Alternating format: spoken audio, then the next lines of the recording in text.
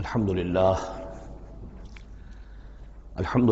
وکفی والصلاة والسلام علی عبادہ الذین اصطفیٰ خصوصاً علی افضلہم وخاتم النبیین محمد الامین وعلی آلہ وصحبہ اجمعین اما بعد فقد قال اللہ تبارک وتعالی کما ورد فی سورۃ الاحزاب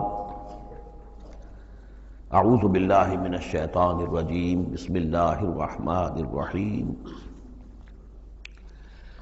یا ایہا الذین آمنوا اذکروا نعمت اللہ علیکم اذ جاءتکم جنود ارسلنا علیہم ریحا وجنودا لم تروها وکان اللہ بما تعملون بصیرا صدق اللہ العظیم رب اشرح لی صدری ویسر لی امری واحلل عقدۃ من لسانی یفقہوا قولی اللہم ربنا الہمنا رشدنا واعذنا من شرور انفسنا اللہم ارنا الحق حقا وارزقنا اتباعہ وارنا الباطل باطلا وارزقنا اجتنابہ اللہم وفقنا لما تحب وترضى اللہم ربنا آنس وحشتنا فی قبورنا وارحمنا بالقرآن العظیم اللہم اجعلہ لنا اماما ونورا وہدا ورحمہ اللہم ذکرنا منہ ما نسینا وعلمنا منہ ما جہلنا وارزقنا تلاوتہ آناء اللیل واطراف النہار واجعلہ لنا حجتا یا رب العالمین آمین۔ سورہ احزاب کے پہلے رکوع کا ہم ترجمہ کر چکے ہیں اور میں بتا چکا ہوں آپ کو کہ اس کا جو مضامین کا سلسلہ ہے وہ اب چوتھے رکوع کے ساتھ جڑے گا۔ درمیان میں جو دو رکوع آئے ہیں، دوسرا اور تیسرا، یہ دونوں غزوہ احزاب کے ضمن میں ہیں۔ غزوہ احزاب کا بھی جو کچھ مختصر سا تاریخی پس منظر اور اس کے حالات میں آپ کو بتا چکا ہوں کہ اللہ تعالیٰ نے ایسی سچویشن پیدا فرما دی کہ جس میں مسلمانوں کے لیے شدید ترین اور سخت ترین امتحان ہو گیا۔ تو میرا اپنا اندازہ ہے واللہ عالم، ذاتی اعتبار سے جس قدر شدید معاملہ حضور کے ساتھ ہوا ہے طائف میں، ذاتی اعتبار سے ظاہر بات ہے کہ وہاں شخصاً آپ پر ہوئی زیادتی جو ہوئی ہے اور ایک بہت بڑا امتحان اجتماعی سطح پر مسلمانوں کے لیے اسی شدت کا امتحان اور اسی درجے کی آزمائش جو ہے وہ غزوہ احزاب کے موقع پر آئی ہے۔ 12,000 کا لشکر آ کر مدینے کو گھیر کر پڑ گیا ہے، اور یہ کہ مدینے میں نہ صرف یہ کہ کل نفری 3,000 کی ہے جس میں منافقین بھی ہیں، پھر یہ کہ ان کی پشت پر وہ ایک قبیلہ جو ہے یہود کا بنو قریظہ، ابھی تک اس نے بدعہدی نہیں کی تھی لیکن اب پورا اندیشہ تھا کہ بدعہدی کرے گا، اور وہ چنانچہ اسی محاصرے کے دوران میں اس نے بدعہدی کی بھی، اور ان کی سلسلہ جنبانی ہو بھی گئی تھی باہر سے آنے والے جو حملہ آور تھے ان کے ساتھ۔ بہرحال اس صورتحال میں جبکہ رسد کی بہت کمی تھی، شدید قحط کی کیفیت تھی، شدید سردی کا موسم ہے، سردی میں ویسے بھی انسان کو غذا کی زیادہ ضرورت ہوتی ہے، اس حال میں پھر خندق کھودنی پڑی مسلمانوں کو۔ تو یوں سمجھیے کہ جو شدید ترین امتحان ہو سکتا تھا وہ اللہ نے لے لیا، جس کا نتیجہ کیا نکلا؟ جو منافق اپنے دلوں میں نفاق کو چھپائے ہوئے تھے وہ نفاق ظاہر ہو گیا، ان کی زبانوں پر آ گیا، اور یہی اصل میں آزمائش کا اصل مقصود ہے، لیمیز الخبیث من الطیب، کہ اللہ تعالیٰ خبیث کو اور طیب کو علیحدہ علیحدہ کر دے، ممیز کر دے۔ جیسا کہ سورہ عنکبوت کے ہم نے پہلے رکوع میں 2 مرتبہ وَلَيَعْلَمَنَّ اللَّهُ الَّذِينَ صَدَقُوا وَلَيَعْلَمَنَّ الْكَاذِبِينَ وَلَيَعْلَمَنَّ الَّذِينَ آمَنُوا وَلَيَعْلَمَنَّ الْمُنَافِقِينَ۔ اللہ تعالیٰ واضح کر دے گا، کھول کر رکھ دے گا کہ کون ہیں سچے اور کون ہیں جھوٹے، یعنی کون ہے حقیقتاً مومن اور کون ہے منافق۔ تو اس کا یہ فنومینن ہے، یہ گویا کہ جیسے کہ اس وقت سن 5 نبوی میں شدید ترین حالات ہو گئے تھے غلاموں کے لیے، نوجوانوں کے لیے۔ ظاہر بات ہے کہ حضور پر تو اس طرح کی دست درازی نہیں کر سکتے تھے مکے کے لوگ، لیکن غلام تھے یا نوجوان تھے، ان کے اوپر جو ہے جس شدید قسم کی آزمائش آ گئی تھی، اسی طرح کی گویا کہ آزمائش سن 5 نبوی میں یہ غزوہ احزاب کی شکل میں بدری دور میں آ گئی ہے۔ یہ 5 ہجری ہے، وہ 5 نبوی ہے۔ یا ایھا الذین آمنوا اذکروا نعمت اللہ علیکم، اہل ایمان یاد کرو اللہ کے اس انعام کو جو تم پر ہوا، اذ جاءتکم جنود، جب تمہارے پاس تم پر حملہ آور ہوئے بہت سے لشکر، بنو غطفان آئے، بنو فزارہ آئے مشرق کی طرف سے، اور جنوب اور مغرب کی طرف سے جو ہے چلے آ رہے ہیں قریش، اور ان کو جو ہے پوری سپورٹ حاصل ہے شمال سے یہود کی، ان میں وہ کہ بنو نذیر بھی ہیں کہ جو مدینہ ہی سے نکالے گئے تھے، اور اس کے علاوہ یہ کہ خیبر کے یہودی بھی ہیں۔ فارسلنا علیہم ریحن، تو جب وہ لشکر آ گئے تم پر حملہ آور ہوئے تو ہم نے ان پر ایک آندھی بھیج دی، ایک تیز جھکڑ بھیج دیا، وجنودا لم تروہا، وہ آندھی تو تم نے بھی دیکھی کہ آندھی آئی ہے، لیکن یہ کہ اور لشکر بھی ہم نے اتارے تھے جو تم نے نہیں دیکھے، یعنی فرشتے۔ وکان اللہ بما تعملون بصیرا، اور جو کچھ تم کر رہے تھے اللہ اسے دیکھ رہا تھا۔ کون اب کس کے منہ پر، کس کی زبان پر نفاق آ گیا ہے، کس کا ایمان اور پختہ ہو گیا ہے۔ تو یہ ایک جملے میں گویا کہ پوری داستان کو تو اللہ نے سمجھ لیا۔ 20-25 دن تک محاصرہ رہا، اکا دکا مبارزت ہوئی۔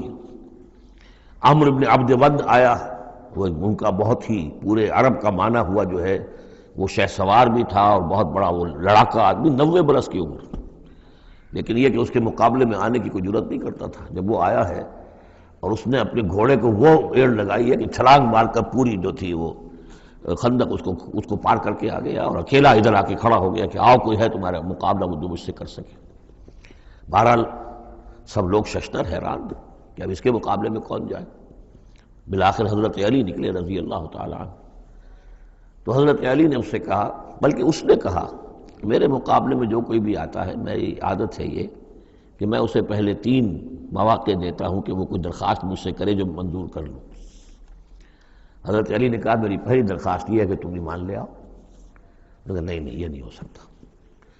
اچھا دوسری درخواست میری یہ ہے کہ تم جنگ سے واپس چلے جاؤ۔ انہوں نے کہا یہ بھی نہیں ہو سکتا۔ تیسری بولو۔ تو حضرت علی نے فرمایا اچھا آؤ اب پھر مقابلے میں آؤ، یہ تیسری درخواست یہ ہے کہ آؤ مجھ سے مقابلہ کرو۔ تو وہ ہنسا، قہقہ لگایا کہ میرا اندازہ نہیں تھا کہ پورے عرب میں کوئی شخص مجھے یہ بھی کہہ سکتا ہے کہ مجھ سے آؤ مقابلہ کرو۔ بہرحال حضرت علی نے اسے واصل جہنم کیا رضی اللہ تعالی عنہ وارضاہ۔ تو اس قسم کی اکی دکی مبارزتیں ہوئیں، کوئی باقاعدہ جس کو کہتے ہیں کوئی مٹ بھیڑ لشکروں کی وہ نہیں ہو سکی، لیکن یہ کہ 25 دن کا محاصرہ طول کھینچ گیا تھا۔ ادھر وہ حضرت نعیم ابن مسعود اشجعی نے جو بھی کچھ سلسلہ جنبانی کیا، کوئی سری جھوٹ تو نہیں بولا، لیکن یہ کہ ایک طوریے کے انداز میں ایسی شکل پیدا کر دی کہ جس سے بنی قریظہ کے اور ان کے درمیان بھی کم سے کم بد اعتمادی ضرور پیدا ہو گئی فوری طور پر۔ پھر وہ آندھی آئی شدید، اور اللہ نے جو فرشتے بھیجے انہوں نے کیا کیا یہ ہمیں نہیں معلوم، کیا شکل اختیار کی، کہ بہرحال وہ سب کے سب اپنے پڑاؤ اٹھا کر اور چلے گئے۔ لیکن جو اس دوران صورت رہی ہے اس کا نقشہ کھینچا جا رہا ہے، اس جاؤکم من فوقکم ومن اسفل منکم، جبکہ وہ آئے لشکر تمہارے اوپر سے بھی تمہارے نیچے سے بھی۔ یہ جو جغرافیائی جو سلسلہ ہے عرب کا، میں نے کئی دفعہ آپ کو بتایا ہے کہ شمالاً جنوباً یہ جو حجاز کا پہاڑی سلسلہ چلتا ہے شمالاً جنوباً، اسی میں مکہ ہے، طائف ہے، مدینہ ہے، اسی کے آخر میں اوپر جا کر تبوک ہے۔ تو اس پہاڑی سلسلے اور ساحل کے درمیان ایک میدان ہے، یہ تہامہ کہلاتا ہے، تہامہ نیچے ہے، بہرحال میدان ہے وہ، تو اب پہاڑی سلسلہ آیا۔ پھر یہ کہیں 30 میل، کہیں 40، کہیں 50 میل چوڑا جو یہ پہاڑی سلسلہ، اس کے بعد جو آتا ہے وہ سطح مرتفع ہے، وہ اونچی سطح ہے، لیکن مرتفع اس میں پہاڑی سلسلہ نہیں ہے، سطح ہے۔ تو اس جاؤکم من فوقکم، تو گویا کہ جو ادھر سے آئے ہیں وہ اوپر سے آئے ہیں، جو مشرق سے آئے، بنو غطفان وغیرہ کے جو قبائل آئے، اور من اسفل منکم نیچے سے جو تہامہ کی طرف سے ہو کر آئے ہیں وہ قریش کا لشکر جو ہے کہ جو مکے سے ہو کر آیا ہے۔ وَإِذْ زَاغَتِ الْأَبْصَارُ، اور جب کہ نگاہیں کج ہو گئی تھیں، جسے ہم کہتے ہیں کہ نگاہیں پتھرا گئیں خوف کے مارے۔ وَبَلَغَتِ الْقُلُوبُ الْحَنَاجِرَ، اور جب دل جو ہے وہ حلق میں آ گئے تھے، ہنسلیوں میں آ کر پھنس گئے تھے۔ جب آدمی کے اوپر دہشت ہو تو اس طریقے سے معلوم ہوتا ہے، جسے ہم کہتے ہیں دل بلیوں اچھلنے لگا، تو معلوم ہوتا ہے جب دل کی دھڑکن تیز ہوتی ہے کہ شاید وہ نکل جائے گا یہاں سے۔ وَتَظُنُّونَ بِاللَّهِ الظُّنُونَ، اور تم پھر اللہ کے بارے میں بڑے طرح طرح کے گمان کر رہے تھے، اب دل میں تمہارے خیال آ رہے تھے۔ هُنَالِكَ ابْتُلِيَ الْمُؤْمِنُونَ، اس وقت اہل ایمان کا خوب امتحان لے لیا گیا، ابتلا خوب ہم نے کر لی، جانچ لیا، پرکھ لیا۔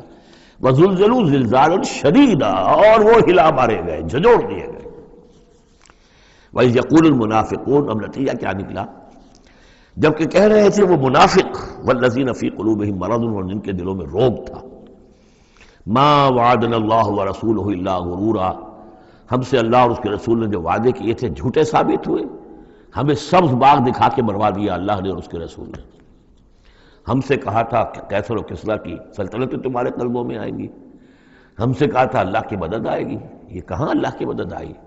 بعض منافقین نے کہا ہمارا حال تو یہ کہ ہم قضاء حاجت کے لیے باہر نہیں جا سکتے، ہم مدینے کے اندر محصور ہو گئے ہیں۔ ظاہر بات ہے کہ سینیٹیشن کا بھی کوئی نظام نہیں تھا، کس قدر وہاں پر اس سے ایک مسئلہ پیدا ہو چکا ہو، باہر نکل نہیں سکتے بالکل، تو قضاء حاجت وغیرہ بھی وہیں ہو رہی ہے۔ یہ ان کے منہ پر جو ہے، ان کی زبانوں پر جو اندر کا خبث تھا، اندر کی گندگی تھی، زبانوں پر آ گئی۔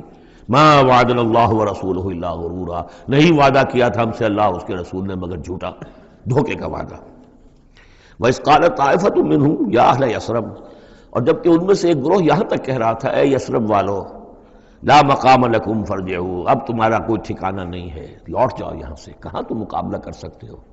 یہ 12,000 کا لشکر آ گیا، کوئی ممکن ہے؟ کوئی امکان تمہیں نظر آتا ہے؟ تو کسی طریقے سے کہیں سے بھاگنے کے لیے راستہ تلاش کرو۔ وَيَسْتَأْذِنُ فَرِيقٌ مِّنْهُمْ النَّبِيَّ، اور ان میں سے ایک گروہ جو ہے آ کر نبی سے اجازت طلب کر رہا تھا، یقولون ان بیوتنا عورا، اور وہ کہہ رہا تھا کہ ہمارے تو گھر کھلے پڑے ہوئے ہیں، یعنی گھروں کو اندیشہ ہے، گھروں کے اوپر پیچھے سے بنو قریظہ کے لوگ حملہ آور ہو جائیں، ہماری عورتیں وغیرہ جو ہم نے چند حویلیوں کے اندر جن کو جمع کیا ہے، آپ نے یہی کیا تھا حضور نے صلی اللہ علیہ وسلم، خواتین کو بچوں کو ایک ایسی جگہ پر کہ جہاں وہ وسطی علاقہ تھا مدینے کا، اور وہاں بڑی کوئی حویلی تھی اس میں جمع کر دیا تھا۔ تو وہ تو ہمیں تو اندیشہ ہے، ہمارے گھر خالی پڑے ہوئے ہیں، اس کے اوپر حملہ ہو سکتا ہے۔ وما ہی بعورا، حالانکہ وہ نہیں کھلے پڑے ہوئے تھے، اللہ تعالیٰ نے اور اللہ کے رسول نے پہرے وغیرہ کا بندوبست کیا ہوا تھا۔ ان یریدون الا فرارا، حقیقت میں وہ فرار چاہتے تھے، بھاگنا چاہتے تھے، یہ تو بہانہ تھا جو بنا رہے تھے، اصل میں جنگ سے پیٹھ دکھا کر بھاگنا مقصود تھا۔ وَلَوْ دُخِلَتْ عَلَيْهِمْ مِنْ أَقْطَارِهَا، اور اگر کہیں داخلہ ہو ہی گیا ہوتا دشمن کا اس مدینے کے اندر اس کے چاروں طرف سے، ثُمَّ يُسْئِلُ الْفِتْنَةَ، اور پھر ان سے مطالبہ کیا جاتا فتنے کا، یعنی ارتداد کا۔ اگر یہ مشرکین کی فوجیں جو ہے کہیں خدا نخواستہ مدینے میں داخل ہو جاتی اور اب وہ کہتی کہ یا تو مرتد ہو جاؤ اور یا ہم تمہیں قتل کرتے ہیں، تو وہ ما تلبسوا الا لآتوها، وہ اس فتنے کو قبول کر لیتے، مرتد ہو جاتے، وما تلبسوا بها الا یسیرا، اور تھوڑی سی دیر بھی نہ لگاتے، بہت ہی تھوڑا سا وقفہ، یعنی وہ ایمان ان کے دلوں میں اس کی جڑیں گہری تھی نہیں، تو وہ مرتد ہونے کے لیے تیار تھے۔ وَلَقَدْ كَانُوا عَاهَدُوا اللَّهِ مِنْ قَبْلُ، حالانکہ چونکہ وہ مسلمان تھے تو انہوں نے عہد کیا تھا اللہ سے اس سے قبل، لا یولون الادبار، کہ وہ کبھی پیٹھ نہیں دکھائیں گے، جب بھی حق و باطل کا مقابلہ ہوگا پیٹھ نہیں دکھائیں گے۔ وَكَانَ عَهْدُ اللَّهِ مَسْئُولًا، اور یقیناً اللہ کے ساتھ جو عہد کیا گیا اور پھر اس کے بارے میں باز پرس ہوتی ہے کہ وہ عہد پورا کیا گیا یا نہیں کیا گیا۔ قُلْ لَن يَنفَعَكُمُ الْفِرَارُ إِنْ فَرَرْتُم مِّنَ الْمَوْتِ، اے نبی ان سے کہہ دیجئے کہ تمہیں یہ بھاگنا اور فرار مفید نہیں ہو سکتا اگر تم موت سے بھاگ رہے ہو، اب القتل یا قتل سے، اس لیے کہ موت تو ہر جگہ آ سکتی ہے۔ وَإِذًا لَا تُمَتَّعُونَ إِلَّا قَلِيلًا، اور آج موت نہ آئی، فرض کیجئے اس موقع پر نہ آئی، تب بھی آخر دنیا میں کوئی سامان رسنے بسنے کا جو ہے رہنے کا وہ آخر لامحدود تو نہیں ہے۔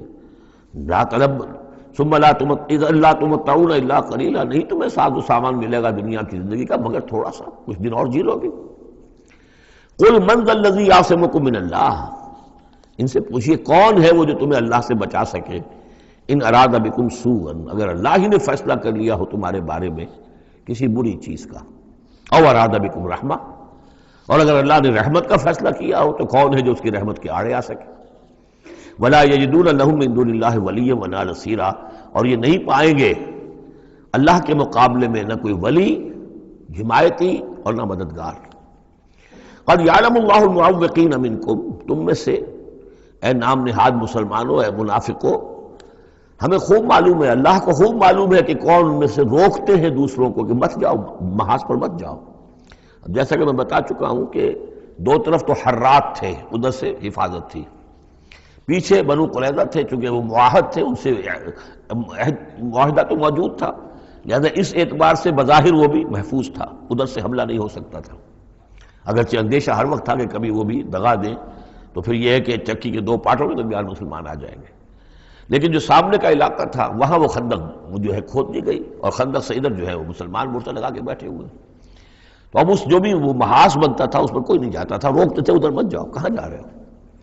قد یعلم اللہ المعوقین منکم، تم میں سے جو لوگ روکتے ہیں دوسروں کو، والقائلین لاخوانہم ہلم الینا، اور جو کہتے ہیں اپنے بھائیوں سے آؤ ہماری طرف آؤ، گھروں میں گھس جاؤ، چھپ جاؤ، تمہارا جو ہے کہیں نام و نشان نہ رہے، کہاں جا رہے ہو موت کے منہ میں، ولا یاتون الباس الا قلیلا، اور وہ نہیں آتے، حاضر نہیں ہوتے جنگ میں، یعنی میدان جنگ میں جہاں پر کہ فوجوں کا پڑاؤ ہے، آمنے سامنے کا معاملہ، مگر کبھی کسی وقت شاذ۔ اشیحۃ علیکم، اے مسلمانوں یہ تمہارے حق میں بہت بخیل ہیں، کوئی خیر نہیں چاہتے تمہارے لیے، یہ خیر خواہ نہیں ہے، تمہارے بدخواہ ہیں۔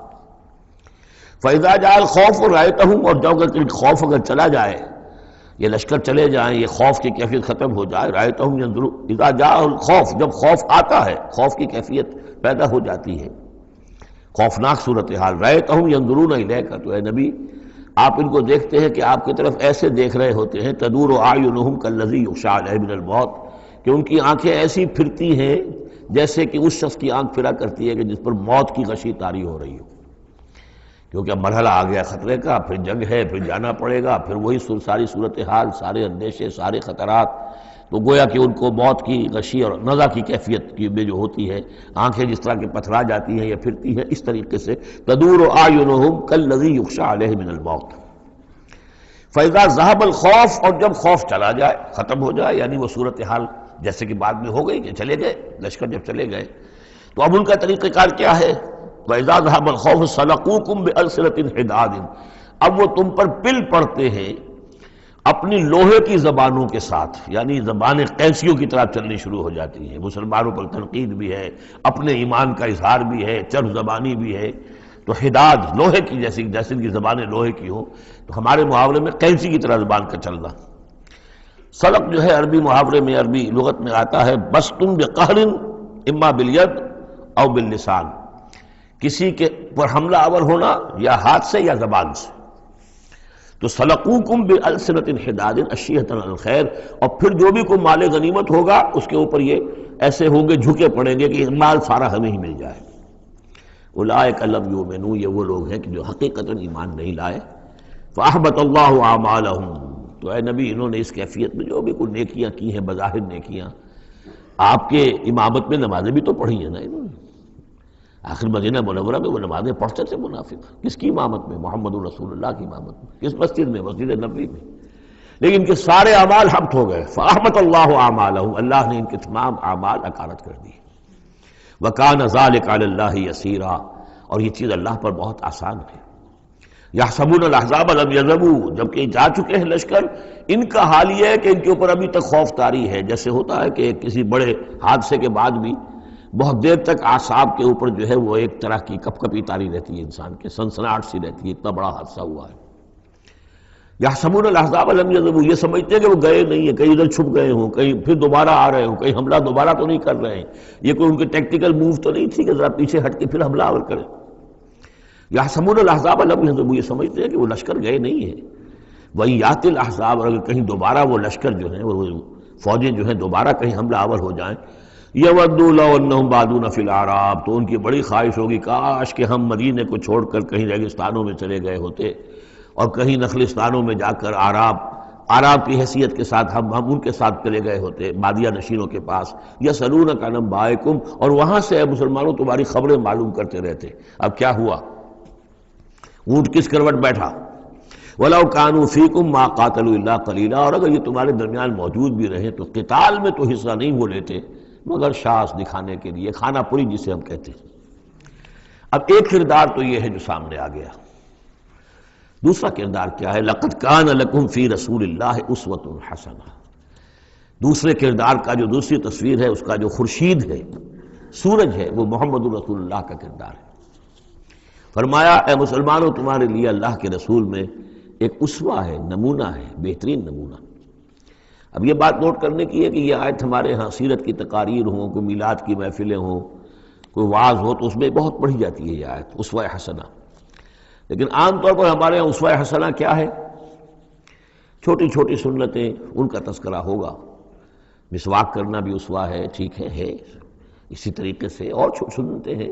مسجد میں داخل ہو تو داہنا پاؤں آگے آنا چاہیے، بایاں نہیں، ٹھیک ہے، ہونا چاہیے. ایک شخص کو کرنا چاہیے، اہتمام کرنا چاہیے. حضور کا یہی معمول تھا. یہ سب بھی اسوے میں شامل ہے. اصل اسوہ یہ ہے کفر کے مقابلے میں جان ہتھیلی پر رکھ کر میدان میں آنا. یہ ہے اسوہ. یہ اسوہ ہماری نگاہوں سے اوجھل. محمد رسول اللہ کا مثالی کردار کس اعتبار سے؟ جب بھوک تھی شدید، حضور کو بھی بھوک تھی اور فاقہ تھا. جب صحابہ نے آ کے شکایت کی کہ حضور ناقابل برداشت ہو گئی ہے یہ بھوک، دیکھیے ہم نے اپنے پیٹوں پر پتھر باندھے ہوئے ہیں تاکہ یہ کہ معدے کو وہ جو ہنگر کنٹریکشنز ہوتی ہیں وہ نہ ہو. اس کو کم سے کم جھوٹا ہی صحیح ایک دلاسا ہو کہ کچھ بوجھ ہے میرے اوپر. وہ بوجھ چاہے پتھر کا ہو، کھانے کا نہ ہو. یہ سب پتھر باندھے ہوئے، کمر دوہری نہ ہو جائے ہماری. حضور نے اپنا کرتا اٹھا کے دکھایا، وہاں 2 پتھر بندھے ہوئے. اور اسی حال میں جب صحابہ کدالیں چلا رہے ہیں، کھود رہے ہیں، تو حضور جو ہے اپنے کندھے پر بڑے بڑے پتھر اٹھا کر لے جا کر اور باہر پھینک رہے ہیں. اسی میں آپ شریک ہیں پوری طریقے سے. یہ ہے اسوہ. ایسا نہیں تھا کہ بس حضور تو کہیں ایک جگہ بیٹھے ہوں اور خیمہ لگا ہو اور مور چھل چلے جا رہے ہوں، سمجھے آپ، اور سب ٹھنڈی چھاؤں آپ کو فراہم کی گئی ہو اور باقی سب لوگ جو اس کام میں لگے ہوئے. یہ اسوہ ہے محمد کا صلی اللہ علیہ وسلم. لقد کان لکم فی رسول اللہ اسوۃ حسنہ. اسی کو میں کہا کرتا ہوں جدید اصطلاح میں ایک ہے میکرو اکنامکس اور ایک ہے مائکرو اکنامکس. تو مائکرو سنت کو تو لوگ جانتے ہیں، یہ سنت ہے، یہ سنت ہے. اس میں سے بعض کے بارے میں بڑے جھگڑے بھی ہیں، رفع یدین سنت ہے یا نہیں ہے، لیکن میں اس مسئلے پر نہیں جا رہا ہوں. لیکن میکرو سنت جو ہے، سب سے بڑی سنت جو ہے، وہ تو یہ ہے کہ وحی کے آغاز کے بعد سے لے کر 40 برس کی عمر کے بعد سے لے کر حضور نے ایک لحظہ، ایک منٹ معاش کی جد و جہد میں صرف نہیں کیا. پوری زندگی، پورا وقت، پوری توانائی، پوری قوت دعوت دین، اقامت دین، دین کی دعوت، دین کی اقامت اسی میں لگائی. کوئی جائیداد نہیں بنائی، کوئی کاروبار. حالانکہ اس سے پہلے آپ بہت کامیاب تاجر تھے، کاروبار کرتے تھے، لیکن جب یہ فرض منصبی آ گیا، یا ایھا المدثر قم فانذر وربک فکبر، اب یہی کام ہے. تو کچھ تو اس کی بھی پیروی کرنے کی کوشش کی جائے، اس درجے میں نہ صحیح، وہ عکس تو ہو. میکرو سنت جو ہے کسی درجے میں تو اپنی زندگی کے اندر اس کا عکس پیدا کیا جائے. ہاں اس کے ساتھ پھر چھوٹی چھوٹی سنتیں بھی ہو جاؤں تو کیا کہنے ہیں، پھر نور علی نور ہے. لیکن یہ اس میکرو سنت کا تو ہے ہی نہیں. اپنے تو ساری توانائی، ساری طاقت، سارا وقت دنیا بنانے میں، اور یہ کہ وہ مسواک کر لی تو سمجھا کہ میں نے تیر مار لیا، 100 شہیدوں کا ثواب مل گیا مجھے، میں نے مسواک کیے، میں نے برش نہیں کیا. اور بعض لوگ تو پھر مسواک اپنی جیب میں اس طرح رکھتے ہیں کہ جیسے قومی نشان ہمارا، یہ اس طریقے سے تاکہ معلوم ہو جائے کہ یہ شخص جو ہے سنت رسول کا یہ جو ہے پابندی کرنے والا ہے. سنت ہے. تو لقد کان لکم فی رسول اللہ اسوۃ حسنۃ لمن کان یرجو اللہ والیوم الآخر. بڑی اہم آیت ہے یہ. اسوہ تو حضور کا اپنی جگہ پر مکمل ہے، کامل ہے، لیکن یہ کس کے لیے اسوہ ہے؟ جو یہ 2 شرطیں پوری کرے، 3 شرطیں. جو اللہ سے ملاقات کا امیدوار ہے، اللہ سے محبت کرتا ہے اور یوم آخر پر یقین رکھتا ہے، اور ذکر اللہ کثیرا، اور ذکر کرتا ہے اللہ کا کثرت کے ساتھ. یہ بالکل وہی بات ہے کہ قرآن مجید تو ہدایت ہے پوری نوع انسانی کے لیے، ھدی للناس، لیکن قرآن سے استفادے کی شرط ہے تقوی، ھدی للمتقین. تو جو ربط و تعلق ہے ان 2 آیتوں میں وہی سمجھیے کہ اپنی جگہ پر حضور کی زندگی ایک اسوہ کاملہ ہے، مکمل، لیکن اس سے استفادے کی شرائط ہے. لمن کان یرجو اللہ والیوم الآخر وذکر اللہ کثیرا. اب یہ اہل ایمان، حضور کے بعد اہل ایمان کا تذکرہ ہو رہا ہے. محمد الرسول اللہ والذین معہ. اب معہ جو تھے اہل ایمان. ولما رأى المؤمنون الاحزاب، اور جب اہل ایمان نے دیکھا ان لشکروں کو، قالوا هذا ما وعدنا الله ورسوله وصدق الله ورسوله، انہوں نے کہا یہی تو ہے جس کا اللہ نے وعدہ کیا تھا ہم سے اور اس کے رسول نے وعدہ کیا تھا. اب دیکھیے ایک ہی سچویشن ہے، اس کا ری ایکشن کس قدر ایک دوسرے سے مختلف ہے. معلوم ہے یہ مسئلہ ہے انسان کا اندرونی. یضل بہ کثیرا ویہدی بہ کثیرا. تو جیسے قرآن کے بارے میں آیا اسی طریقے سے اس سچویشن سے بھی انہوں نے کہا ہم نے تو سنا ہوا ہے، پہلے ہی اللہ نے کہہ دیا تھا وَلَنَبْلُوَنَّكُمْ بِشَيْءٍ مِّنَ الْخَوْفِ وَالْجُوعِ وَنَقْصٍ مِّنَ الْأَمْوَالِ وَالْأَنفُسِ وَالثَّمَرَاتِ، یہ قرآن مجید میں سورہ بقرہ میں آیت نہیں آ چکی تھی؟ لَتُبْلَوُنَّ فِي أَمْوَالِكُمْ فِي أَنفُسِكُمْ وَأَمْوَالِكُمْ، یہ کیا سورہ آل عمران میں آیت نہیں آ چکی تھی؟ یہ تو چیزیں وہی تو ہیں جس کا کہ ہم سے وعدہ کیا تھا۔ وَلَمَّا رَأَى الْمُؤْمِنُونَ الْأَحْزَابَ، جب دیکھا اہل ایمان نے ان احزاب کو، قالوا هذا ما وعدنا اللہ ورسولہ وصدق اللہ ورسولہ، اور بالکل صحیح کہا تھا اللہ نے بھی اور بالکل صحیح فرمایا تھا اس کے رسول نے بھی، وما زادہم الا ایمانا وتسلیما، اور نہیں ہوا ان میں کسی شے کا اضافہ مگر ایمان اور تسلیم، ایمان کے ساتھ تسلیم، سر تسلیم خم، سر تسلیم خم ہے جو مزاج یار میں آئے، جو اللہ کی طرف سے فیصلہ ہے، جیسا کہ ہم پڑھ چکے ہیں سورہ توبہ میں، اگرچہ سورہ توبہ تو بہت بعد میں نازل ہوگی، ابھی 4 سال بعد میں اس سورہ مبارکہ کے وہ زمانہ نزول کے اعتبار سے، لیکن ہم تو پڑھ چکے ہیں ہر طرح موسم بنا اللہ احد الحسنیین، ہمارے لیے تم کیا اندازہ کس چیز کا انتظار کر سکتے ہو سوائے 2 نہایت اعلیٰ ترین صورتوں کے، ہم سب کے سب شہید ہو جائیں تب بھی ہماری کامیابی ہے، اور ہم کامیاب ہو کر آ جائیں تو تب تو تم بھی مانو گے کامیابی ہے، اس لیے ہمیں تو کوئی اندیشہ ہی نہیں۔ تو اس میں تسلیم ان کے اندر، اور ہم بھی تسلیم کی خو ڈالیں گے، بے نیازی تیری عادت ہی صحیح۔ من المؤمنین رجال صدقوا ما عاہدوا اللہ علیہ، اہل ایمان میں وہ جمع مرد لوگ ہیں رضی اللہ تعالی عنہم وارضاہم اجمعین، صدقوا ما عاہدوا اللہ علیہ، جنہوں نے سچا کر دکھایا وہ عہد جو انہوں نے اللہ سے کیا تھا۔ انہوں نے کہا تھا ہم اپنی جان اور مال حاضر ہیں، ہم جنت کے عوض یہ سب کچھ دینے کو تیار ہیں، انہوں نے وہ عہد پورا کر دیا۔ فَمِنْهُمْ مَنْ قَضَى نَحْبَهُ، ان میں سے وہ بھی ہیں جو اپنی نظر گزار چکے، نظر پیش کر چکے۔ کتنے ہی صحابہ تھے جو اس وقت تک جام شہادت نوش کر چکے تھے، سن 5 ہے یہ تو، سن 3 میں 70 صحابہ تو غزوہ احد کے اندر ہی شہید ہوئے۔ فَمِنْهُمْ مَنْ قَضَى نَحْبَهُ، ان میں وہ بھی ہیں کہ جو اپنی نظر پیش کر چکے۔ وَمِنْهُمْ مَنْ يَنْتَظِرُ، اور باقی جو ہے وہ منتظر ہے کہ کب وقت آئے۔ یہ تو ہم انتظار میں ہیں کہ کب اللہ تعالیٰ ہمیں بھی شہادت کا درجہ دے، ہماری بھی شہادت قبول فرما لے۔ لگا رکھا ہے تیرے خنجر و ثنا کے لیے وبال دوش سر، جس میں وبال دوش سر، جس میں ناتواں پہ مگر لگا رکھا ہے تیرے خنجر و ثنا کے لیے۔ ہم تو اللہ منتظر ہیں کہ کب ہماری باری آ جائے۔ فَمِنْهُمْ مَنْ قَضَى نَحْبَهُ وَمِنْهُمْ مَنْ يَنْتَظِرُ وَمَا بَدَّلُوا تَبْدِيلًا، اور انہوں نے ہرگز تبدیلی کوئی نہیں کی جو انہوں نے عہد اللہ سے کیا، سر موس میں فرق نہیں آنے دیا۔ لِيَجْزِيَ اللَّهُ الصَّادِقِينَ بِصِدْقِهِمْ، تاکہ اللہ تعالیٰ سچوں کو ان کی سچائی کا پورا بدلہ دے۔ وَيُعَذِّبَ الْمُنَافِقِينَ إِن شَاءَ أَوْ يَتُوبَ عَلَيْهِمْ، اور ان منافقوں کو چاہے تو ان پر عذاب بھیج دے، اور چاہے تو ابھی ان کی توبہ قبول کر لے، انہیں توبہ کا موقع دے دے۔ یہ میں بتا چکا ہوں کہ آخری جو فیصلہ ہوا وہ جب کہ غزوہ تبوک کا معاملہ ہوا ہے، پھر آخری فیصلے ہوئے ہیں۔ یا سورہ نساء جو ہے اس کے اندر بھی وہ آیت آ گئی تھی کہ فی الدرک الاسفل من النار، لیکن آخری چیز کہ اے نبی استغفر لہم او لا تستغفر لہم ان تستغفر لہم 70 مرۃ فلن یغفر اللہ لہم، کہ اب آپ ان منافقوں کے لیے استغفار کریں یا نہ کریں، اگر 70 مرتبہ بھی استغفار کریں گے تب بھی اللہ ان کو معاف نہیں فرمائے گا۔ ان اللہ کان غفور الرحیم، یقینا اللہ غفور الرحیم ہے۔ ورد اللہ الذین کفروا، اللہ نے لوٹا دیا ان کافروں کو جو چڑھ کر آئے تھے بڑے شان و شوکت کے ساتھ، وہ پورے لشکر جو ہے سب چلے گئے بغیظہم، وہ اپنے غصے کو ساتھ ہی لے گئے۔ وہ غصہ جو ہے وہ نکالے بغیر، یا تو کوئی جنگ ہوتی، کچھ وہ قتل عام کرتے تو کچھ غصہ ان کا نکلتا، اللہ نے ان کو ان کے غصے کے ساتھ ہی واپس کر دیا۔ ورد اللہ الذین کفروا بغیظہم لم ینالوا خیرا، انہیں کوئی خیر حاصل نہ ہو سکا، کوئی فتح ہوتی، کوئی کارنامہ سر انجام دیا ہوتا، کچھ نہیں۔ وکفى اللہ المؤمنین القتال، اور اللہ کافی رہا اہل ایمان کی طرف سے قتال کے لیے۔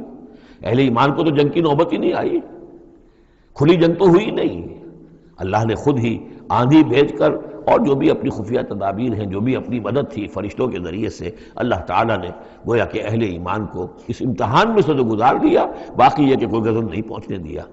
وَكَانَ اللَّهُ قَوِيًّا عَزِيزًا، اور یقیناً اللہ تعالیٰ قوی اور عزیز ہے، زبردست ہے، قوت والا ہے۔ وَأَنزَلَ الَّذِينَ ظَاهَرُوهُمْ، اب یہ دوسرا ہے، اس کا جو ضمیمہ ہے غزوہ احزاب کا، وہ غزوہ بنی قریظہ ہے۔ روایات میں آتا ہے کہ حضور نے غزوہ، جب یہ لشکر چلے گئے، غزوہ احزاب ختم ہو گیا، تو آ کر واپس گھر آ کر اپنے ہتھیار وغیرہ اتارے، زرہ اتاری، تو حضرت جبرائیل آئے کہ آپ نے ہتھیار اتار دیے، ہم نے تو ابھی اتارے نہیں ہیں، ابھی بنو قریظہ کو کیفر کردار تک پہنچانا ہے۔ انہوں نے جو غداری کی اس موقع پر، اپنے عہد کو توڑا ہے، اس کی سزا انہیں دینی ہے۔ چنانچہ حضور نے حکم دیا کہ اب کوئی مسلمان جو ہے عصر کی نماز نہ پڑھے یا کوئی مغرب کی نماز نہ پڑھے، جو بھی کوئی وقت معین کیا، جب تک کہ وہ بنی قریظہ کے علاقے میں پہنچ نہ جائے۔ وہاں جا کر اب وہاں جا کے پھر ان کا گھیراؤ کیا گیا، محاصرہ ہوا۔ وہ محاصرہ بھی خاصا طویل ہوا، ان کا قلعہ بڑا مضبوط تھا، لیکن تنگ آ کر بالآخر انہوں نے ہتھیار ڈال دیے، اور یہ کہا کہ سعد بن معاذ جو رئیس اوس تھے اور ان کے حلیف تھے، اوس کے قبیلے کے ساتھ ان کی پرانی جو ہے وہ حلیفی تعلقات تھے، حلیفانہ تعلقات، کل جو وہ فیصلہ کر دیں گے ہمیں منظور ہوگا۔ تو حضرت سعد بن معاذ رضی اللہ تعالی عنہ، جو تورات میں فیصلہ لکھا ہوا ہے بد عہدی کا، کہ قوم اگر تمہارے ساتھ بد عہدی کرے اور اس کے بعد اللہ تمہیں اس پر فتح دے دے تو کیا کرو، اس کے مطابق فیصلہ سنایا کہ ان کے جتنے جوان ہیں اس قبیلے کے جو جنگ کرنے کے قابل ہیں ان کو قتل کر دیا جائے، اور باقی جو ان کے بوڑھے ہوں یا اور ہوں، مرد ہوں، بچے ہوں، عورتیں ہوں، ان کو جو ہے غلام بنا لیا جائے، ان کا سارا مال ضبط ہو جائے گا۔ تو بدترین سزا جو ہے ان تین قبیلوں میں سے، جن میں سے ایک قبیلہ تھا بنی قینقاع کا، ایک تھا بنو نذیر، یہ دونوں تو صرف جلا وطن ہوئے ہیں، لیکن بدترین سزا پھر ان کو دی گئی ہے۔ وَأَنزَلَ الَّذِينَ ظَاهَرُوهُم مِّنْ أَهْلِ الْكِتَابِ، اور اللہ نے اتار لیا ان کو کہ جنہوں نے گٹھ جوڑ کیا تھا ان کے ساتھ، کافروں کے ساتھ، مشرکین کے ساتھ، اہل کتاب میں سے، من سیاسیہم، ان کے قلعوں سے، قلعوں میں تو تھے، گڑھیاں تھیں ان کی، لیکن اس سے پھر اتر آئے، ہتھیار ڈال دیے۔ وَقَذَفَ فِي قُلُوبِهِمُ الرُّعْبَ، اور اللہ نے ان کے دلوں میں رعب ڈال دیا۔ فَرِيقًا تَقْتُلُونَ، تو اب تم ایک ان میں سے کچھ کو تم قتل کر رہے ہو، وَتَأْسِرُونَ فَرِيقًا، اور کچھ کو تم نے اسیر بنا لیا ہے اور قیدی بنا لیا ہے، حضرت سعد بن معاذ کے فیصلے کے مطابق۔ وَأَوْرَثَكُمْ أَرْضَهُمْ وَدِيَارَهُمْ، اللہ نے تمہیں وارث بنا دیا ان کی زمینوں کا بھی اور ان کے مکانوں کا، گھروں کا، ان کے قلعوں کا، وَأَمْوَالَهُمْ، اور ان کے اموال کا، وَأَرْضًا لَّن تَطَئُوهَا، اور ابھی بہت سی زمینیں ہیں جن پہ ابھی تمہارے قدم نہیں گئے، اللہ تعالیٰ تمہیں وہ دے گا۔ چنانچہ اس کے بعد اللہ نے فتح دینی جو شروع کی ہے۔ غزوہ احزاب جو ہے در حقیقت یہ ایک ٹرننگ پوائنٹ تھا حضور کی سیرت کے اندر، اس لیے کہ اس کے بعد حضور نے کہہ بھی دیا تھا، غزوہ احزاب کے بعد صحابہ کو خوشخبری دے دی تھی، لن تغزوکم قریش بعد عامکم ھذا، مسلمانوں اس سال کے بعد اب قریش تم پر دوبارہ حملہ آور نہیں ہوں گے۔ ان کی آخری یہ اٹیمپٹ تھی جو انہوں نے کر لی ہے، اب ان میں ہمت نہیں ہوگی کہ وہ دوبارہ چڑھائی کر کے آئیں، وَلَكِنَّكُمْ تَغْزُونَهُمْ، بلکہ اب تم چڑھائی کرو گے۔ وہ چڑھائی اگلے ہی سال سن 6 میں حضور نے کی، لیکن حضور نے کس طرح کی چڑھائی کی کہ عمرے کے لیے جا رہے ہیں ہم، تو ہتھیار نہیں ہے، ہتھیار بند ہے، احرام باندھا ہوا ہے۔ اب ایک ایسی سچویشن پیدا ہوئی مکے والوں کے لیے، نہ وہ نگلا جائے نہ اگلا جائے، کہ ان کی پرانی روایات ہیں یہ کہ کسی کو بھی عمرے کے لیے، حج کے لیے کوئی آئے اسے نہیں روک سکتے، لیکن مسلمانوں کو کیسے آنے دیں، اور روکے تو کیسے روکیں؟ بالآخر انہوں نے فیصلہ کیا ہم کسی ضرورت نہیں آنے دیں گے۔ ادھر حضور نے پھر جو ہے بیعت لے لی کہ اب یہاں سے ہم کوئی بھی زندہ نہیں جائے گا، سب جانے یہیں دے دیں گے۔ بیعت علی الموت، بیعت رضوان جو ہوئی اس موقع پر، وہ بیعت علی الموت تھی، یہیں پر جانے دے دیں گے۔ اس کی خبریں وہاں پہنچی تو ان کے چھکے چھوٹ گئے۔ بہرحال پھر صلح ہوئی، جس صلح کو کہا ہے اللہ تعالیٰ نے انا فتحنا لک فتحا مبینا، تو فتح کا جو ہے دروازہ کھل گیا ہے غزوہ احزاب کے فوراً بعد، اور اسی کی طرف اشارہ ہے وہ ارضا لم تطئوها، ابھی بہت سی زمینیں جن پر مسلمانوں تمہارے قدم میں نہیں پہنچے، تمہارے قدم نہیں پہنچے، ابھی تم نے گھوڑے نہیں دوڑائے ہیں، ابھی وہ تو زمینیں اب کہاں سے کہاں تک آپ سمجھیے کہ 30 سال کے اندر اندر کہاں سے کہاں تک مسلمانوں کی حکومت ہو گئی۔ تو وہ سارا اشارہ اس میں ہے، خاص طور پہ خیبر سن 7 میں یہودیوں کا گڑھ پتہ ہو گیا۔ وَكَانَ اللَّهُ عَلَىٰ كُلِّ شَيْءٍ قَدِيرًا، اور اللہ تعالیٰ ہر چیز پر قادر ہے۔ اب یہاں سے وہ مضمون شروع ہو رہا ہے کہ جو پہلے رکوع میں تھا، کچھ جو مجلسی اصلاحات ہیں، یوں سمجھیے کہ ان کی پہلی قسط وہ ہے جو سورہ احزاب میں آ رہی ہے۔ 5ویں سال عرب میں پردے کا رواج نہیں تھا، چادر کا رواج تھا، مرد بھی عورت بھی، باہر جب نکلتا تھا تو ایک لمبی سی چادر لے کر، لیکن یہ کہ مردوں کے صرف کندھے پر وہ پڑی ہوتی تھی، عورتیں یہ ضرور تھا کہ اسے اپنا تقریباً پورے جسم میں وہ لپیٹ لیتی تھی اس میں، لیکن چہرے کا کچھ نہیں، سر پہ کچھ نہیں، سر پر اگر ہو گیا کھلا۔ یہ وہاں کے رواج تھے، گھروں میں بے دھڑک جا رہے ہیں آ رہے ہیں، اور جو بھی تھا وہاں پر جو صورتحال تھی۔ اب اس میں جو تدریجاً اصلاح کی گئی، تو پہلی بات جو سمجھنے کی ہے وہ یہ ہے کہ اصلاح کا آغاز ہوا، چیریٹی بگنز ایٹ ہوم، نبی کے گھر سے آغاز، اور نبی کی بیویوں کو سب سے پہلے مخاطب کیا گیا، اس لیے کہ یہاں سے اس کا آغاز ہوگا۔ اور اس میں ایک بڑا لطیف نکتہ یہ ہے کہ حضور صلی اللہ علیہ وسلم جو اسوہ حسنہ ہے کامل، تو مردوں کے لیے تو کامل اسوہ حسنہ ہے حضور صلی اللہ علیہ وسلم، باپ کی حیثیت سے، بیٹے کی حیثیت سے، داماد کی حیثیت سے، خسر کی حیثیت سے، قاضی القضات کی حیثیت سے، سپہ سالار کی حیثیت سے، ہیڈ آف دی اسٹیٹ کی حیثیت سے، امام کی حیثیت سے، خطیب کی حیثیت سے، معلم کی حیثیت سے، مربی اور مزکی کی حیثیت سے، جتنی حیثیتیں آپ گن سکتے ہیں حضور کی سیرت میں اسوہ موجود ہے۔ ایک پہلو سے اسوے میں کمی ہے، اور وہ کمی کیا ہے؟ عورتوں کے جو خاص نسوانی معاملات ہوتے ہیں اس میں تو حضور اسوہ نہیں بن سکتے، حضور تو مرد ہیں، تو عورتوں کی زندگی کا ایک حصہ ہے کہ نہیں؟ تو عورتوں کے لیے اسوہ کون ہے؟ وہ آپ کے ازواج مطہرات کو اسوہ بنایا جا رہا ہے، اس لیے اصلاح کا عمل ان سے شروع کیا گیا، اور ان کو گویا کہ کہہ دیا گیا کہ تم اگر نیکی کرو گی دوہرا اجر پاؤ گی، کیوں کہ تمہیں تو دیکھ کر تمام مسلمان خواتین نے جو ہے تمہارے نقش قدم کی پیروی کرنی ہے، اور خدا نے خواستہ تم نے کوئی غلط حرکت کی تمہیں دوہری سزا ملے گی، اس لیے کہ تم تو ان کے لیے اب اسوہ ہو۔ تو گویا کہ اسی سورہ مبارکہ میں حضور کے بارے میں آیت آئی ہے لَقَدْ كَانَ لَكُمْ فِي رَسُولِ اللَّهِ أُسْوَةٌ حَسَنَةٌ، لیکن حضور کے اس اسوے میں جو ایک پہلو سے کمی ہے کہ خواتین کے لیے ان کے جو مخصوص نسوانی معاملات ہیں ان کے لیے حضور کی شخصیت میں اسوہ نہیں ہے، اس خلا کو پر کیا ہے ازواج مطہرات کے ذریعے سے۔ یا ایھا النبی قل لازواجک، اے نبی کہہ دیجئے اپنی بیویوں سے، ان کنتن تردن الحیاۃ الدنیا وزینتہا فتعالین امتعکن واسرحکن سراحا جمیلا۔ یہ واقعہ ایلا ہے۔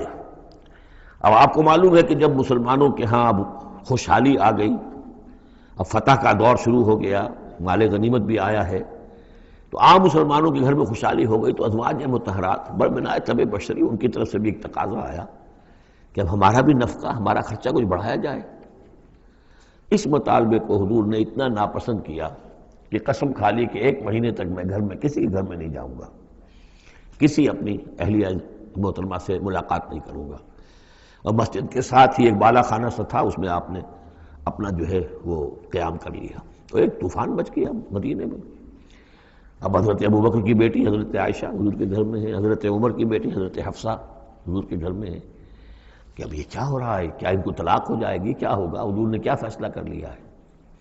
اس کو ایلا کہتے ہیں، کچھ عرصے کے لیے بیویوں سے قطع تعلق کر لینا، اور یہ سورہ الذین یولون من نسائہم، اس کا حکم جو ہے وہ آ چکا، 4 مہینے سے زیادہ کی اجازت نہیں ہے، لیکن یہ کہ بہرحال یہ جب حضور نے کیا تو اس کے بعد پھر یہ آیات نازل ہوئیں کہ نبی اب آپ صاف 2 آپشنز رکھ دیجئے اپنی ازواج کے سامنے، اگر تو انہیں دنیا چاہیے تو وہ خود آیات ہی میں دیکھ لیجئے، ان کنتن تردن الحیات الدنیا، کہ اگر تو تم چاہتی ہو دنیا کی زندگی، اس کی زیبائش اور آرائش، وزینتہا فتعالین، آؤ امتعکن، میں تمہیں مال و متاع دے دوں گا، واسرحکن سراحا جمیلا، پھر میں اپنے گھر سے تمہیں رخصت کر دوں گا خوبصورتی کے ساتھ، کوئی دنگا نہیں،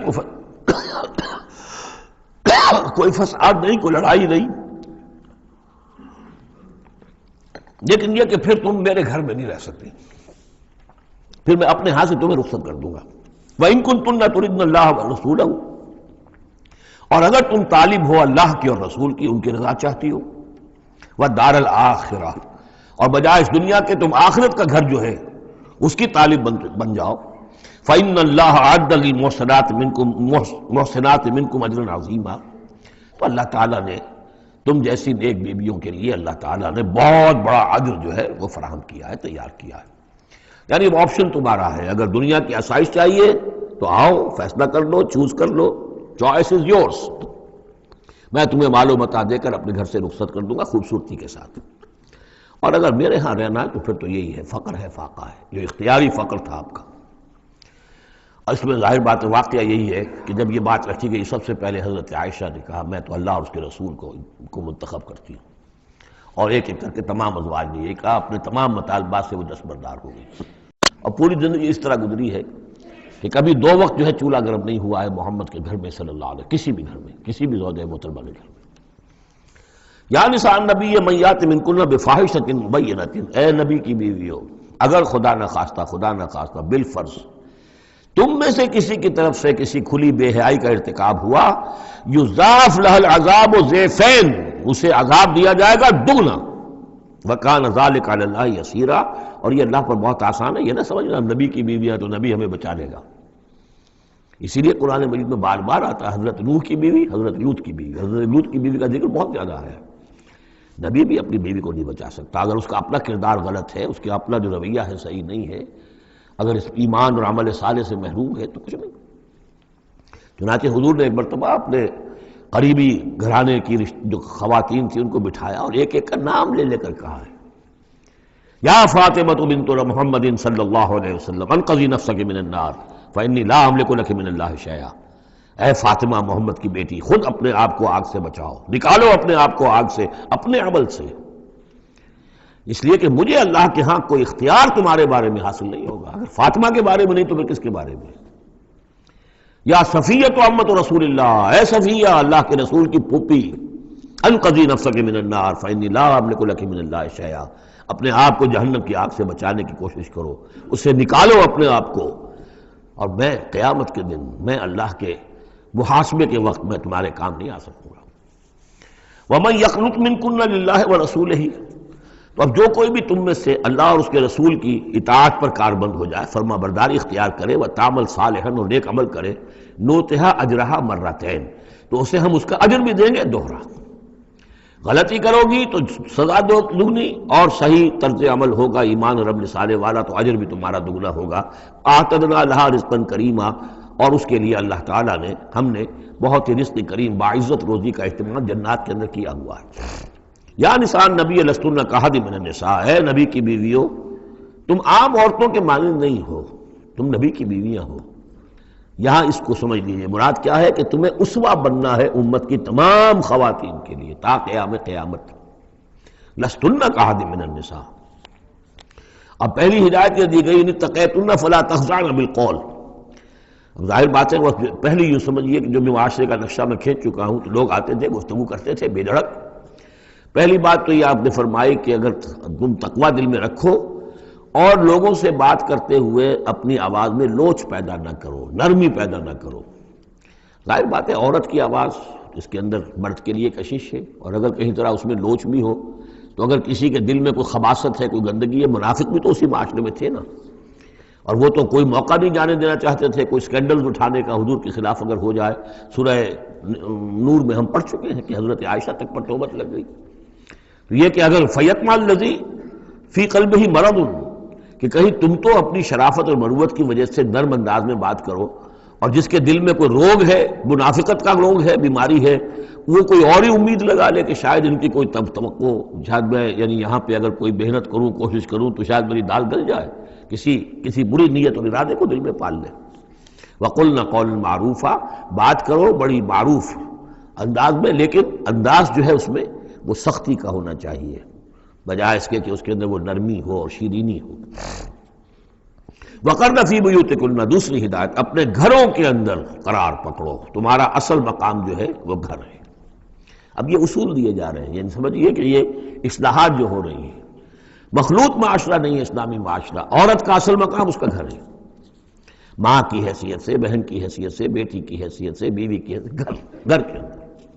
وَقَرْنَ فِي بُيُوتِكُنَّ وَلَا تَبَرَّجْنَ تَبَرُّجَ الْجَاهِلِيَّةِ الْأُولَىٰ، اور مت نکلو باہر بن سنور کر جیسے کہ جاہلیت اولیٰ میں رواج تھا۔ جاہلیت، پچھلی جاہلیت جو تھی اسلام کے آنے سے پہلے جو تہذیب، جو کلچر وہاں تھا، وہ طریقتکم المثلیٰ، وہ بھی کہتے ہوں گے کہ ہمارا بڑا مثالی کلچر ہے یہ، اس کلچر کو اب چھوڑو، اور یہ جو بند سمر کر باہر نکلنے والی بات ہے کہ تبرج کہتے ہیں کہ نمایاں ہونا، یعنی عورت اگر بناؤ سنگار کر کے نکلتی ہے مردوں میں تو کیا چاہتی ہے؟ وہی چاہتی ہے کہ لوگوں کی نگاہیں میری طرف اٹھے، میں توجہات کا مرکز بن جاؤں۔ یہ کام اب چھوڑ دو بالکل. اگر خدا نے خاصہ کہیں ہے بھی کسی کا کوئی پس منظر میں تو اس کی دوسری ہدایت یہ ہے گھروں میں قرار پکڑو، گھروں میں رہو، گھروں میں بیٹھو. وَقَرْنَ فِي بُيُوتِكُنَّ وَلَا تَبَرَّجْنَ تَبَرُّجَ الْجَاهِلِيَّةِ الْأُولَىٰ وَأَقِمْنَ الصَّلَاةَ وَآتِينَ الزَّكَاةَ وَأَطِعْنَ اللَّهَ وَرَسُولَهُ، اور نماز قائم کرو اور زکوٰۃ ادا کرو اور اللہ کی اور اس کے رسول کی اطاعت پر کاربند رہو. انما یرید اللہ لیذھب عنکم الرجس اہل البیت ویطہرکم تطہیرا. اے نبی کے گھر والوں، یا اہل البیت اب آ گیا یہاں پہ، نبی کے گھر والوں، اس سے پہلے ہم پڑھ چکے ہیں. یہ اہل البیت حضرت سارہ کو خطاب کیا تھا فرشتوں نے کہ سلام ہو آپ کو اے نبی کے گھر والوں اہل البیت. اور یہاں ساری گفتگو جو ہو رہی ہے وہ حضور کے ازواج سے ہو رہی ہے. تو اہل بیت اصلاً ہیں حضور کی ازواج مطہرات. البتہ یہ ہم مانتے ہیں کہ حدیث ہے حضور نے یہ چاہا ہے، جو آپ کو محبت تھی حضرت فاطمہ سے، حضرت علی سے اور حضرات حسنین سے رضی اللہ تعالیٰ عنہم، آپ نے فرمایا اللہم ہؤلاء اہل بیتی، اے اللہ یہ بھی میرے اہل بیت ہے. بس یہاں پر بھی کا اضافہ کر لیجئے، کوئی حرج نہیں. اصل اہل بیت ازواج مطہرات ہے، لیکن اے اللہ یہ بھی میرے اہل بیت ہے. تو فرمایا اے نبی کے گھر والوں، یعنی اے نبی کی بیویوں، اللہ تعالیٰ یہ چاہتا ہے کہ تم سے ہر نوع کی برائی کو، گندگی کو بالکل دور کر کے تمہیں پاک اور صاف کر دے. یطہرکم تطہیرا، پوری طرح پاک اور صاف کر دے. کیوں؟ تمہیں اسوہ بننا ہے، تمہیں نمونہ بننا ہے. نمونہ تو بے داغ ہونا چاہیے، جیسے محمد رسول اللہ صلی اللہ علیہ وسلم کی شخصیت ہے، آئیڈیل پرسنالٹی، آئیڈیل، تو آئیڈیل تو بے داغ ہونا چاہیے. اسی طریقے سے تم جس مقام پر ہو کہ اب خواتین امت کے لیے، پوری امت مسلمہ کی عورتوں کے لیے تمہیں اسوہ بننا ہے. وَاذْكُرْنَ مَا يُتْلَىٰ فِي بُيُوتِكُنَّ، اور ذرا یاد کیا کرو جو کچھ کے تلاوت کی جاتی ہے تمہارے گھروں میں، من آیات اللہ، اللہ کے آیات میں سے تمہارے گھروں میں وہی اترتی ہے محمد رسول اللہ صلی اللہ علیہ وسلم. بلکہ ایک خاص جو مقام ہے حضرت عائشہ کا، وہ تو حضور نے فرمایا ہے کہ کسی اور میری بیوی کے لحاف میں، جبکہ ایک ہی لحاف میں حضور بھی تھے اور حضرت عائشہ بھی تھی، تو مجھ پر وہی نازل نہیں ہوئی سوائے عائشہ کے لحاف کے. لحاف کے اندر بھی وہی نازل ہو رہی ہے. وہ تو دل پہ نازل ہوتی تھی، اس کے اندر تو کوئی دروازے نہیں کھولنے پڑتے تھے کہ حضرت جبریل آئے دروازہ کھولو پھر وہی لے کر آئے ہیں. وہ تو یہ کہ ایک فرشتہ ہے اور دل پر نازل کر رہا ہے. تو فرمایا کہ تمہارے گھروں میں اللہ کی آیات کی تلاوت کی جا رہی ہے، والحکمہ، اور نبی کی زبان مبارک سے جو احادیث ہے جو آپ بیان کر رہے ہیں سب سے بڑھ کر تو تمہارے سامنے آ رہی ہے حکمت، حکمت نبوی، یعنی وہ جو وحی خفی ہے اس کا بھی سب سے بڑھ کر تمہارے سامنے جو ہے چرچا ہو رہا ہے. ان اللہ کان لطیفا خبیرا، یقین اللہ تعالیٰ بہت باریک بین ہے اور باخبر ہے. اب وہ آیت آ گئی ہے، آیت نمبر 35 جس کا میں نے تذکرہ کیا تھا، سورہ نور کی آیت نمبر 35. وہ ہے حقیقت ایمان پر. اللہ نور السماوات والارض مثل نورہ کمشکاۃ فیہا مصباح المصباح فی زجاجہ الزجاجۃ کأنہا کوکب دری یوقد من شجرۃ مبارکۃ زیتونۃ لا شرقیۃ ولا غربیہ یکاد زیتھا یضیء ولو لم تمسسہ نار نور علی نور یہدی اللہ لنورہ من یشاء ویضرب اللہ الامثال للناس واللہ بکل شیء علیم. یہ ایک آیت ہے، بڑی آیت ہے. ایمان کی ماہیت، ایمان کی حقیقت، ایمان کے اجزاء ترکیبی. اب اس ایمان کا ظہور جو انسانی شخصیت میں ہوتا ہے، اور اس کو اب یہاں پہ 10 صفات جو ہے گنوائی گئی ہیں. لیکن چونکہ یہاں پہ اس سورہ مبارکہ کا بھی اور سورہ نور کا بھی، جیسا کہ ان دونوں کا مضمون یہ ہے کہ وہ جو معاشرتی اصلاح اور ان میں خواتین جو ہیں ان کے مسائل کو خاص طور پہ لایا جا رہا ہے.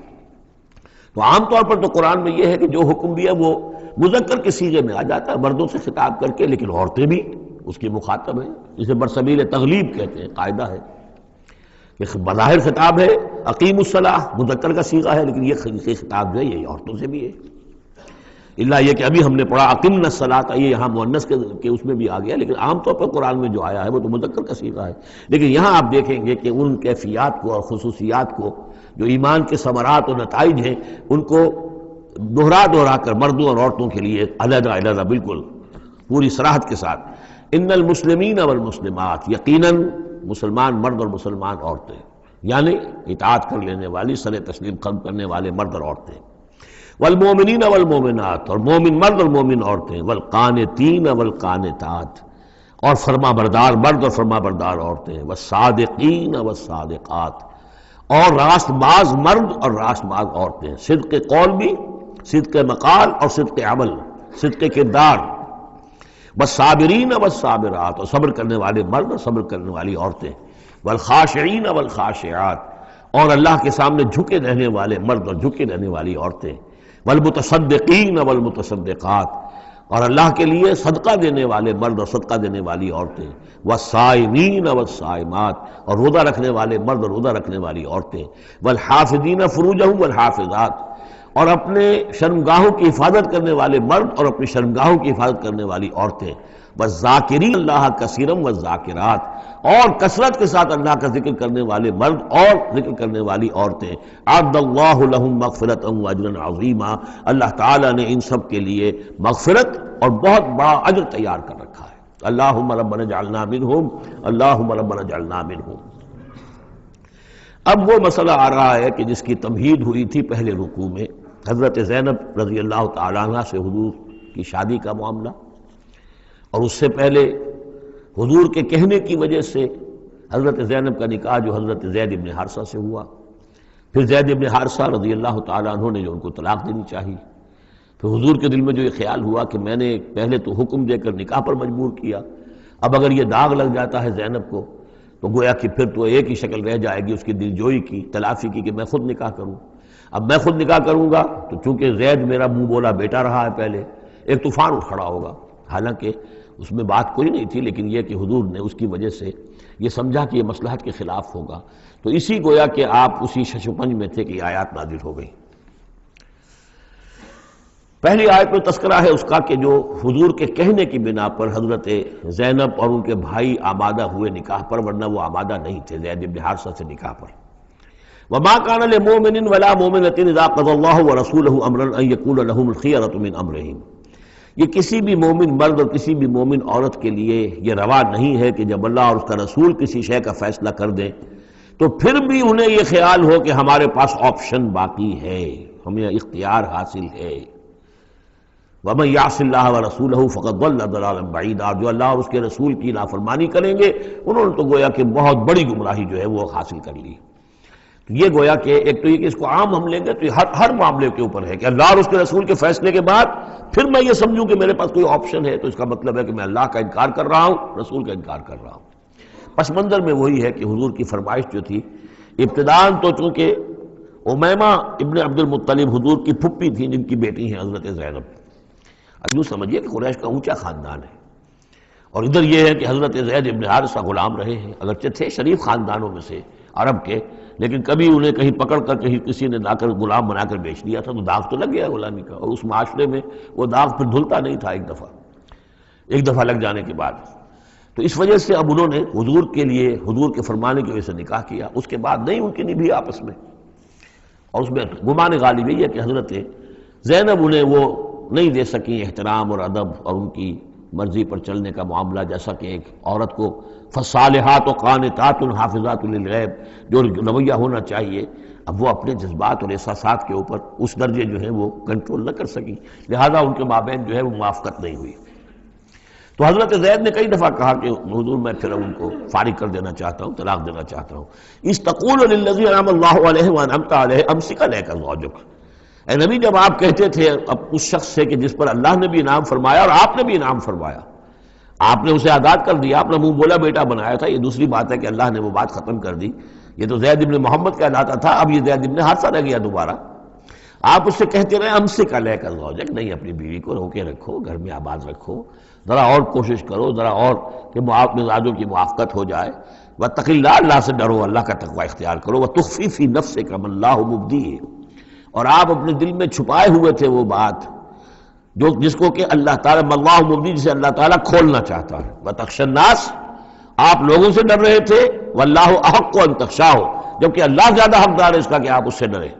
فلما قضى زید منها وطرا، تو جب زید نے اس سے آخری قطع تعلق کر لیا، یعنی زکوٰۃ بھی دے دی، وہ طلاق بھی دے دی اور پھر عدت بھی پوری ہو گئی، زوجناکہا، اے نبی ہم نے تزویج کر دی ہے اس کی تمہارے ساتھ، زوجہ بنا دیا ہے، ہم نے نکاح کر دیا ہے۔ حضرت زینب پھر یہ کہا کرتی تھی، دوسری ازواج مطہرات سے فخر کرتی تھی کہ تمہارے نکاح سب کے جو ہیں زمین پر ہوئے، میرا نکاح آسمان پر ہوا ہے۔ جب حضور نے شادی کی ان سے پھر تو اللہ نے نکاح کیا، اللہ نے نکاح پڑھایا ہے۔ زوجناکہا، ہم نے اسے آپ کی زوجیت میں دے دیا۔ کہ لا یکون علی المؤمنین حرج فی ازواج ادعیائہم، تاکہ یہ آئندہ کے لیے یہ جاہلی رسم کا خاتمہ ہو جائے اور منہ بولے بیٹوں کی بیویوں کے بارے میں اہل ایمان پر کوئی تنگی نہ رہے۔ منہ بولا بیٹا تھا، اس کی بیوی تھی، بیٹا فرض کیجیے فوت ہو گیا وہ، تو اس کی بیوی سے وہ بیوہ ہو گئی ہے تو آپ شادی کر سکتے ہیں۔ اسی طریقے سے اگر وہ اس کو طلاق دے دی ہے شادی کر سکتا ہے۔ یہ محرمات ابدیہ میں سے نہیں ہے، محرمات ابدیہ کی فہرست سورہ نساء کے اندر آ چکی ہے۔ وَكَانَ أَمْرُ اللَّهِ مَفْعُولًا، اور یہ تو اللہ کا وہ فیصلہ تھا کہ جو بہرحال پورا ہو کر رہنا تھا۔ یعنی یہ سب کچھ جو ہوا ہے نبی، اس میں بھی ہماری حکمت تھی، مصلحت تھی۔ کسی اور کے ذریعے سے یہ بات ہوتا تو یہ رسم ٹوٹتی نہ۔ بعض چیزیں رسمیں ایسی ہوتی ہیں کہ اتنی گہری ہوتی ہیں، ان کے اوپر لوگوں کا اتنا جو وثوق ہوتا ہے، یہ تو جب تک آپ کے ذریعے سے یہ رسم جو ہے غلط نہ ٹوٹتی تو اس کے ٹوٹنے کا امکان نہیں تھا۔ ہم نے اس کے لیے یہ سارا معاملہ کیا ہے۔ ما کان علی النبی من حرج فیما فرض اللہ لہ، نبی پر کوئی حرج نہیں ہے، کوئی مضائقہ نہیں ہے اس چیز میں جو اللہ نے اس کے اوپر عائد کر دی ہے، فرض کر دی ہے۔ سنت اللہ فی الذین خلو من قبل، اور یہ اللہ کا وہ طریقہ ہے جو ان لوگوں کے بارے میں رہا جو پہلے گزر چکے۔ اللہ کے نبیوں کے ساتھ، رسولوں کے ساتھ اللہ کا یہی معاملہ رہا ہے۔ وَكَانَ أَمْرُ اللَّهِ قَدَرًا مَقْدُورًا، اور یہ تو اللہ کا وہ معاملہ تھا کہ جو گویا کہ طے تھا، مقرر ہو چکا تھا، ہماری مشیت میں یہ پہلے سے طے تھا۔ الَّذِينَ يُبَلِّغُونَ رِسَالَاتِ اللَّهِ، وہ اللہ کے نبی کہ جو ہم اللہ کے پیغامات کو پہنچانے پر مامور ہوتے ہیں، وَيَخْشَوْنَهُ، اور صرف اسی سے ڈرتے ہیں، وَلَا يَخْشَوْنَ أَحَدًا إِلَّا اللَّهَ، اور نہیں ڈرتے کسی اور سے اللہ کے سوا، وَكَفَى بِاللَّهِ حَسِيبًا، اور اللہ تعالیٰ کافی ہے کفایت کرنے والا یا حساب لینے والا۔ مَا كَانَ مُحَمَّدٌ أَبَا أَحَدٍ مِّن رِجَالِكُمْ، دیکھو محمد تم میں سے کسی مرد کے باپ نہیں ہے۔ حضور کو اللہ تعالیٰ نے اولاد نرینہ نہیں دی، جو دی تھی بچپن ہی میں اسے اٹھا لیا۔ آخری عمر میں بھی یہ سمجھیے کہ حضرت ان کا نام کیا تھا، ماریہ قبطیہ، ان کے بطن سے حضرت ابراہیم کی ولادت ہوئی ہے۔ اور یہ ایک عجیب مسئلہ ہے کہ حضرت ابراہیم کے عقد میں یا آپ کے نکاح میں آئیں ہاجرہ، وہ بھی مصر کی تھیں، اسماعیل کی ولادت ہوئی۔ اسماعیل کی نسل میں حضور ہیں صلی اللہ علیہ وسلم، پھر مصر ہی سے ایک ماریہ قبطیہ آ رہی ہیں، اور ان کے بطن سے جو بیٹا ہوا اس کا نام حضور نے ابراہیم رکھا۔ اور حضور کو بہت محبوب بھی تھا، لیکن وہ بہت ہی چھوٹا ہستہ تھا، بچپن میں ہی فوت ہو گیا ہے، اور حضور کو اس کا افسوس بھی ہوا۔ یا ابراہیم انا لفراقک محزونون، یا ابراہیم ہم تمہاری جدائی سے بڑے محزون ہیں، ہمیں رنج ہے۔ بہرحال ما کان محمد ابا احد من رجالکم، تمہارے مردوں میں سے کسی کے باپ نہیں ہے۔ یہ زید بن حارثہ کے باپ نہیں ہے۔ زید بن حارثہ منہ بولا بیٹا تھا، اب جب کہ ہم نے حکم نازل کر دیا ہے اب وہ سارا سلسلہ منقطع ہو گیا۔ ولیکن رسول اللہ و خاتم النبیین، بلکہ یہ اللہ کے رسول ہیں اور نبیوں کی مہر ہیں۔ اب نبوت ختم ہو رہی ہے ان پر، اب کوئی نبی آنے والا نہیں، لہذا جتنی بھی رسومات جاہلیت کی تھیں اگر ان کے ذریعے سے وہ ختم نہ ہو تو پھر کس کے ذریعے سے ختم ہوگی؟ یہ ہے اس میں جو دلیل مضمر ہے کہ یہ جو کڑوا گھونٹ ہے محمد صلی اللہ علیہ وسلم تو آپ کو کرنا ہی تھا، اس لیے کہ یہ جاہلانہ رسمیں جو ہیں اگر آپ اس کے اندر یہ اقدام نہ کرتے اور آپ نے اپنے منہ بولے بیٹے کی بیوی سے اگر شادی نہ کی ہوتی تو یہ رسم ختم نہیں ہو سکتی تھی۔ اور یہی بات بتائی جا رہی ہے لوگوں کو، ما کان محمد ابا احد من رجالکم ولکن رسول اللہ و خاتم النبیین، وہ تو اللہ کے رسول ہیں اور خاتم النبیین۔ اب اس میں ایک بڑا باریک نقطہ ہے، وہ نوٹ کر لیجئے، رسالت حضور کی دائم و قائم ہے، چل رہی ہے ابھی تک۔ فرق صرف یہ ہے کہ اس وقت تک براہ راست آپ بنفس نفیس اپنی رسالت کے فرائض ادا کر رہے تھے، اب بائی پروکسی ہے، اب امت کے ذریعے سے ہے۔ جو بھی آپ کے امتی ہیں، جو بھی دین کے خادم ہیں، جو بھی قرآن کے پیغام کو پہنچا رہے ہیں، جہاں تک پہنچا رہے ہیں وہ رسالت محمدی کا پیغام پہنچ رہا ہے، رسالت محمد کی ہے صلی اللہ علیہ وسلم۔ جیسے کہ ہم نے سورہ انعام میں آیت پڑھی تھی، اوحی الی ھذا القرآن لانذرکم بہ ومن بلغ، اے نبی ان سے کہہ دیجئے یہ قرآن مجھ پر وحی کیا گیا ہے تاکہ اس کے ذریعے سے میں تمہیں بھی خبردار کر دوں اور جسے بھی یہ قرآن پہنچ جائے۔ اسی لیے امت کو آپ ہدایت دے کر گئے تھے، فَلْيُبَلِّغِ الشَّاهِدُ الْغَائِبَ، اب یہ تمہارا کام ہے اس قرآن کی تبلیغ کرو اور پہنچاؤ، جو بھی یہاں نہیں ہے ان تک پہنچاؤ۔ تو گویا کہ رسالت محمدی ختم نہیں ہوئی ہے، رسالت محمدی تو چل رہی ہے، لہذا ختم کا لفظ جو آیا ہے وہ رسالت کے ساتھ نہیں آیا، نبوت کے ساتھ آیا۔ نبوت ختم ہو گئی جب وحی کا دروازہ بند ہو گیا، نبوت ختم ہو گئی۔ نبوت محمدی آپ کی ذات کے ساتھ تھی، وہ جیسے ہی آپ کی ذات جو ہے وہ اس دنیا سے اس نے پردہ کیا، اس کے ساتھ ہی آپ کی وہ نبوت کا دروازہ بند ہو گیا۔ لیکن رسالت محمدی وہ تو دائم و قائم ہے۔ اسی لیے یاد دیکھیے وَلَٰكِن رسول اللہ ہے وَخَاتَمَ النَّبِيِّينَ، آپ تو اللہ کے رسول ہیں اور دائم ہے اور قائم ہے، اور خاتم النبیین ہے اور نبیوں کی مہر ہے، وَكَانَ اللَّهُ بِكُلِّ شَيْءٍ عَلِيمًا، اور یقیناً اللہ تو ہر چیز کا علم رکھنے والا ہے۔ صدق اللہ العظیم۔ میرے حساب میں